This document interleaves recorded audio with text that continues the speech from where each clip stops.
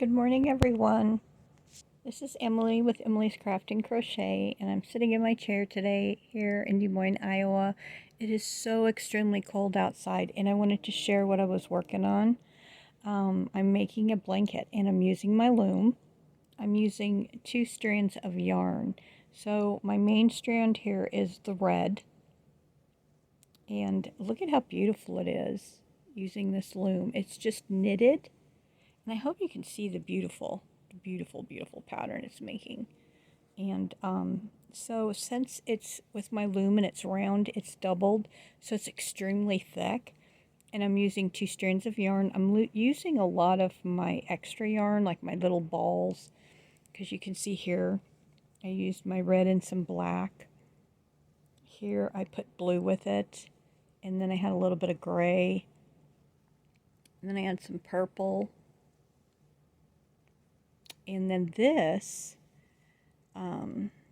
light gray is the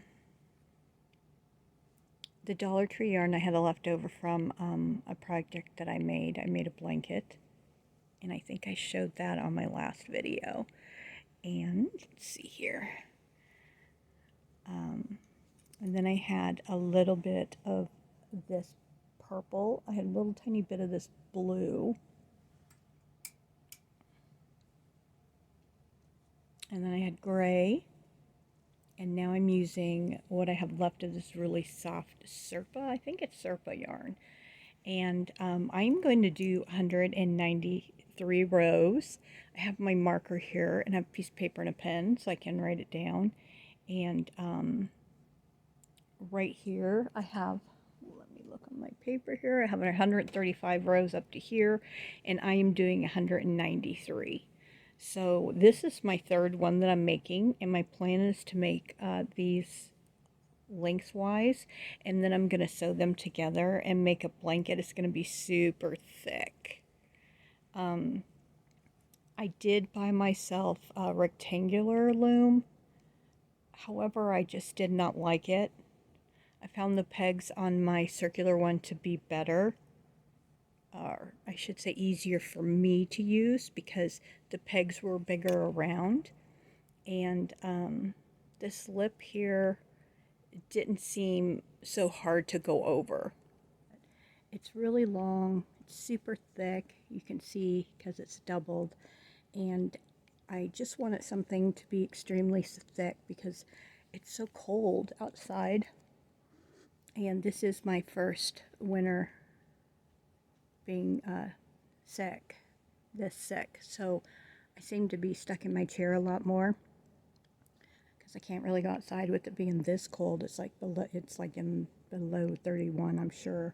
And so I have my crocheted blanket that I made myself a few years ago. It's like a log cabin, and it has like a million different colors. And it's really super comfy and warm because it's single crocheted, the whole thing is. And then I have this blanket, which is an old throw electric blanket that doesn't work anymore, but it's really heavy because it has the wire in it. And then I have a heating pad that I keep on my chest to keep it nice and warm for my lungs. So I decided that I wanted to make myself a real good thick one. I don't even know if I'm going to keep it for myself. I'm going to wait till it's done, because I know that this is going to be an awesome blanket, and I might want to give it to one of my grandkids. And I always change my mind in the middle of starting something, because when I started the very first one, I thought it was going to maybe be a scarf. And then I just kept going and thought, wouldn't this be an amazing blanket? So that's me. I start something and then I change my mind in the middle. But I'm not changing my mind about the colors that I'm using. I love just using all these extra, because I have these two that I'm going to use next. So I have these little balls, and these little balls on this pegs. I don't know. I'm sorry, the round knitting pegs. I'll probably get like 2 or 3 rounds out of these little tiny balls.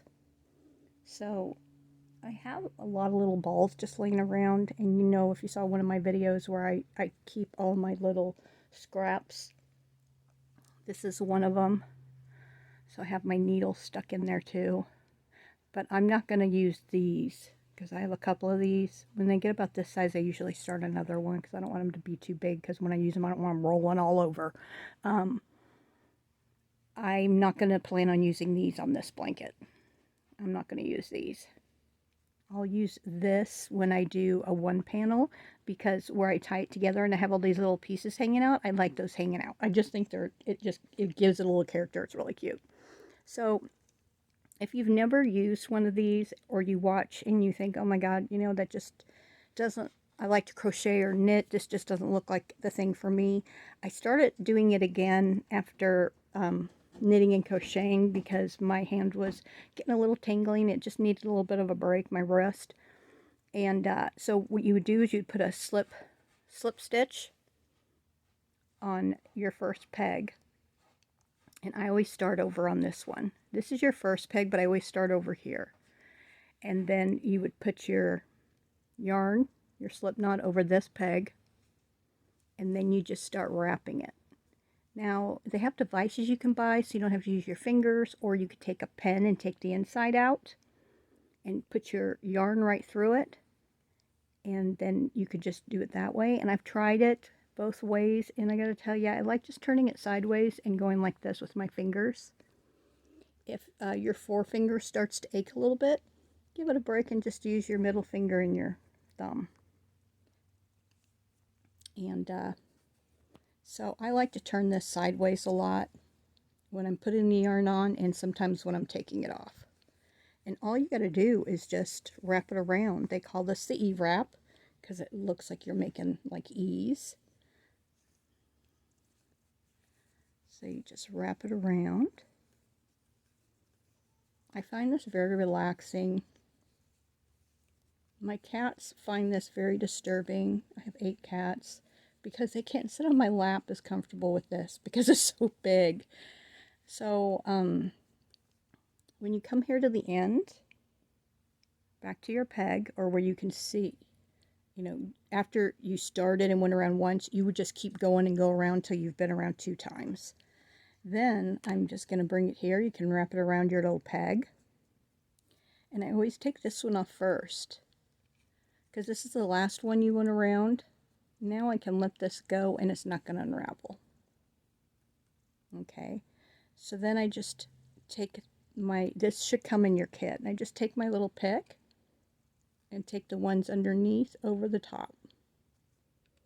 I think this works really fast for me.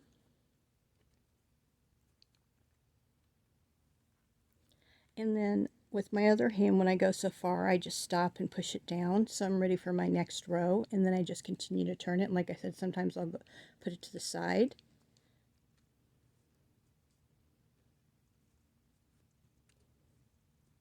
And I find this very relaxing. This works up really quick, as you can see. And it's just absolutely beautiful. Can't really see the pattern too much with that blue color. But this is like knitting, and it looks just like knitted. And I have 3 different sizes that came in the kit. My daughter bought me a couple of years ago. And when she bought it for me, to tell you the truth, I didn't know if I was going to like it. But after I tried it, I really liked it. And my friend, Stacy, hi Stacy, my friend Stacy, I think she had hers first. And she was telling me how she was using hers. And I mentioned it to my daughter, and then that's why she bought me one. And so my friend Stacy had hers first. And I just didn't know if I was going to like it. But I got to tell you, this thing is amazing. So you can see I'm turning it sideways now to put my yarn on. I'm finding that to be a lot easier.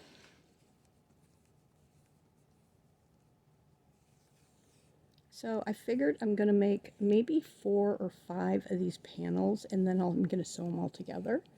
Then I am going to do a, and if you know, you can always put your finger here to hold it. I'm going to sew them all together, and then I'm going to put a nice border around it. And the border that's my favorite is the front and back post, because I think it's really nice and stretchy, and it's thick. And it looks really nice on both sides. And I don't know what color I'll do that in. And I might just do it in a whole bunch of different colors. So I have my yarn here. This was my last peg that I put the yarn on, so I'm just going to go over and take it off. Then I could take my yarn off here and zero it to the side. And then you just keep doing that all the way around. Now when I get ready to take this off, what I did is I took a needle when I only had one strand of yarn on here and took it off that way, sewed it, and then I took them off, and then I laid it flat together. I laid this end and the other end flat, so I knew that it wasn't going to be all curled up. And then I sewed them together, and you can see these stitches really easy when it's laying flat to sew it together. But I do lay it down so that I can make sure that I'm not going to have that all wiggle wobbly or curve, you know, not laying flat in the middle. So make sure that you lay it flat when you go to sew it together. So with these round